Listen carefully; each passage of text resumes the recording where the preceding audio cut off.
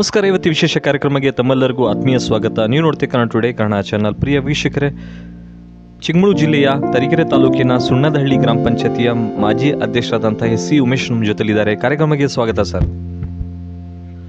ಈ ಕಾರ್ಯಕ್ರಮದ ಮುಖ್ಯ ಉದ್ದೇಶವೆಂದರೆ ಜನಪ್ರತಿನಿಧಿ ಆಗಬೇಕಾದ್ರೆ ಎಷ್ಟೆಲ್ಲ ಹೋರಾಟ, ವೃತ್ತಿ, ವಿದ್ಯಾಭ್ಯಾಸ, ಜೀವನ ಜನಗಳಿಗೆ ತಲುಪಿಸ್ಕೊಡಿ ಕಾರ್ಯಕ್ರಮದ ಮುಖ್ಯ ಉದ್ದೇಶವಾಗಿದೆ. ಸರ್, ಮೊದಲಿಗೆ ನಿಮ್ಮ ಹುಟ್ಟೂರು, ಬಾಲ್ಯ ಒಂದಿಷ್ಟು ಮಾಹಿತಿ.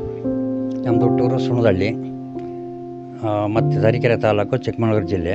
ನನ್ನ ಹೆಸರು SSC ಉಮೇಶು. ನಮ್ಮ ತಂದೆ ಹೆಸರು ಚಂದಪ್ಪ ಅಂತ, ನಮ್ಮ ತಾಯಿ ಹೆಸರು ಗೌರಮ್ಮ ಅಂತ.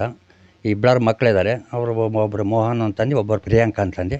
ನಾವು ಅಣ್ಣ ತಮ್ಮಗಳು ಇಬ್ಬರು ಇದ್ದೀವಿ ಒಟ್ಟು ಕುಟುಂಬದಾಗೆ. ಈಗ ನಾವು ಸಪ್ರೇಟ್ ಆಯ್ತೀವಿ. ವಿದ್ಯಾಭ್ಯಾಸ SLC ಮಾಡಿದ್ವಿ. ಪತ್ನಿ ಹೆಸರು ನಾಗವೇಣಿ ಅಂತ.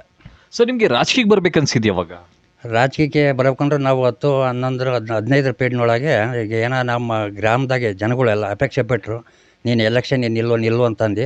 ಅಪೇಕ್ಷೆ ಮೇರೆಗೆ ನಾನು ಗ್ರಾಮ ಪಂಚಾಯತಿ ನಿಂತ್ಕೊಂಡು ನಾನು ಗ್ರಾಮ ಪಂಚಾಯತಿ ಮೆಂಬರ್ ಆಗಿ ಕೊನೆಗೆ ನಾನು ಅಧ್ಯಕ್ಷನೂ ಆಗಿ ನಾನು ನಮ್ಮ ಗ್ರಾಮ ಪಂಚಾಯತಿಯ ಎಲ್ಲ ನಮ್ಮ ಗ್ರಾಮದಾಗ ಏನೇನು ಅಡಚಣೆಗಳಿದ್ವು, ಏನೇನು ತೊಂದರೆಗಳಿದ್ವು, ಕುಡಿಯೋ ನೀರಿಂದೇ ಆಗಲಿ, ರೋಡಿಂದೇ ಆಗಲಿ ಎಲ್ಲದೂ ನಾನು ಮಾಡಿದೆ.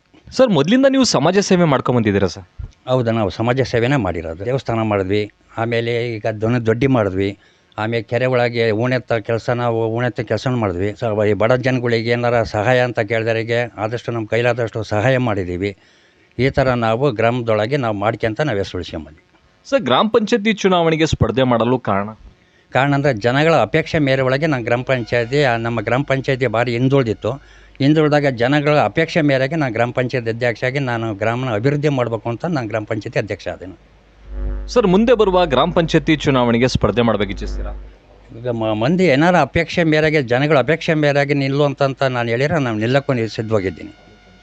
ಗ್ರಾಮ ಪಂಚಾಯತಿ ಆಮೇಲೆ ಕೊನೆಗೆ ತಾಲೂಕ್ ಪಂಚಾಯತಿಯಾಗೂ ಸಹ ನಾನು ಏನಾರು ಜನ ಅಪೇಕ್ಷೆ ಮೇರೆಗೆ ನಿಲ್ಲೇಬೇಕು ಅಂತಂದ್ರೆ ನಾನು ಗ್ರಾಮ ಪಂಚಾಯತಿಗೂ ನಾನು ಕೆಲಸ ಮಾಡೋಕ್ಕೂ ನಾನು ನಿಂತು ಗೆದ್ದು ಅಪೇಕ್ಷೆ ಕೆಲಸ ಮಾಡಿ. ಯಾವ ಪಕ್ಷದಿಂದ ರಾಜಕಾರಣ ಸ್ವಾಗತ? ನಾವು ಭಾರತೀಯ ಜನತಾ ಪಕ್ಷದಿಂದ ನಾನು BJP ಪಕ್ಷ ಅಂತಂದರೆ ಇವತ್ತು ನಮ್ಮ ನರೇಂದ್ರ ಮೋದಿಯವರು ಇವು ಮಾಡಿರೋ ಒಂದು ಕೆಲಸ, ಆಮೇಲೆ ಅವರು ನಿಷ್ಠಾವಂತ ಇವತ್ತು ಏನು ಇದು ಭ್ರಷ್ಟಾಚಾರ ರಹಿತ ಕೆಲಸ ಮಾಡೋದ್ರಿಂದ ಅವ್ರನ್ನ ನಾವು ಮೆಚ್ಚಿ ಇವತ್ತು ನಾವು ಭಾರತೀಯ ಜನತಾ ಪಾರ್ಟಿ ಒಳಗೆದ್ದು ನಾವು ಮೋದಿಗೆ ಏನು ಕೆಲಸ ಮಾಡಿದ್ರೆ ಅದರ ಸೇವೆ ನಾವು ಮಾಡಬೇಕು.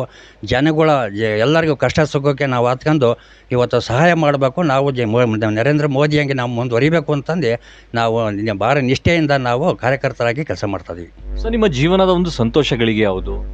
ಸಂತೋಷಗಳಿಗೆ ಅಂತಂದರೆ ನಮ್ಮ ಜೀವನದಲ್ಲಿ ಇವತ್ತು ನಾವು ಗ್ರಾಮ ಪಂಚಾಯತಿ ಅಧ್ಯಕ್ಷ ಆದಾಗ ನಮ್ಮ ಮತದಾರಗಳು ನನಗೆ ಓಟ್ ಹಾಕಿ ಗೆಲ್ಲಿಸಿ, ನಾವು ಬಡ ಕುಟುಂಬದಾಗಿದ್ದರೂ ನಮಗೆ ಎಲ್ಲ ಸಹಕಾರ ಕೊಟ್ಟಲ್ಲ, ಅದೇ ನನಗೆ ಭಾರಿ ಸಂತೋಷ. ಸೊ, ನಿಮ್ಮ ಗ್ರಾಮದಲ್ಲಿ ಏನೇನು ಸಮಸ್ಯೆಗಳಿತ್ತು, ನಿಮ್ಮ ಅವಧಿಯಲ್ಲಿ ಹೇಗೆ ಪೂರೈಸಿದ್ದೀರಾ? ನಮ್ಮ ಗ್ರಾಮದಲ್ಲಿ ಕುಡಿಯೋ ನೀರಿಂದು ಭಾರಿ ಸಮಸ್ಯೆ ಇತ್ತು. ಕುಡಿಯೋ ನೀರಿಂದು ಮಾಡಿದ್ವಿ, ಆಮೇಲೆ ಡ್ರೈನೇಜ್ ಮಾಡಿದ್ವಿ, ಆಮೇಲೆ ರೋಡ್ಗಳಂತೂ ಹಾಳಾಗೋಯ್ತು, ರೋಡ್ಗಳೆಲ್ಲ ಮಾಡಿದ್ವಿ. ಆಮೇಲೆ ಶೌಚಾಲಯ ಮೇನ್ ಎಲ್ಲಕ್ಕೆ ನಮ್ಮ ಶೌಚಾಲಯಗಳು ಮಾಡಿದ್ವಿ.